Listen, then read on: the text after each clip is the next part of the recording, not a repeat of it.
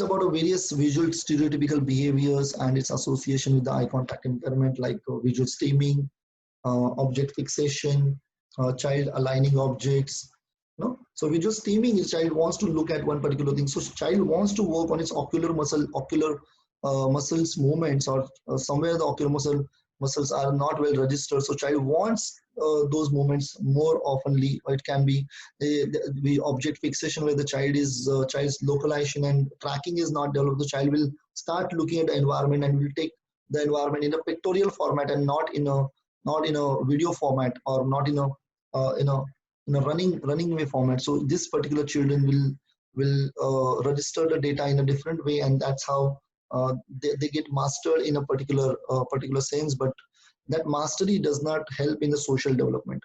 So then we discuss about a child aligning object. Child wants to understand object to object association. It can be a visual tracking somewhere they want to understand. This is a very valid play for a child with let us say a 2-year-old child. But if it is happening in a 4-year or 3-year, or more than 3 to 4 years, then it becomes a stereotypical behavior.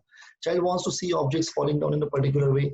This is the type of seeking a visual tracking or seeking visual localization. Sometimes child is not sustaining eye contact, is that's what we are discussing overall. And then child not responding to name, because the visual imagery is not developed. If I myself, the self-awareness is not developed, then I cannot give the name to that self-awareness. So if I'm not aware about myself with the outer through my senses and through my body, automatically I will not be able to name who I am, and that's how the child is not able to respond to the name. Also, there are various faulty training techniques that I feel that they affect more in impairing child's learning.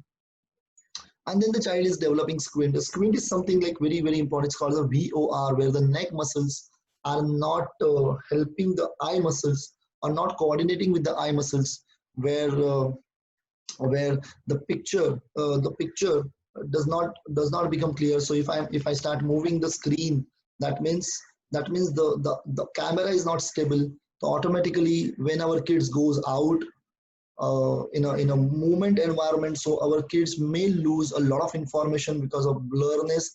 And that's why many of our kids doesn't want to go out or into the group situation, or even if they want to go there, they're not able to get adequate information from that through that group situations, or in that dynamic environment. So that's why our kids spend more time in a static or localized environment, where they get more better visual field. And child is yes. So these are the various stereotypical behaviors, and a child doesn't identify parents is again an object. The person-to-person association, or the auditory and visual integration dysfunction also affects the child. Is not able to get proper orientation. The child seeing using peripheral vision. Child looks into the periphery, and these are all the things which are related to the visual stereotype, are related to the stages of development which are not fulfilled, or which are not developed as per its requirement. And then the next stages got trained, and once the trained stage के बाद में जो stage आना चाहिए, that doesn't get developed, but the previous stage comes in between and starts popping up in between the function, and that's called the stereotypical behavior. So be it eye contact related, be it body awareness related, child is flapping, child is walking on his toes. These are all stereotypical behaviors which are, once upon a time, they were supposed to be a functional development. They were supposed to be a ontogenic patterns of child's development. But once, if they pop up at the age of 3 years or 4 years, then this is something we call it as abnormal.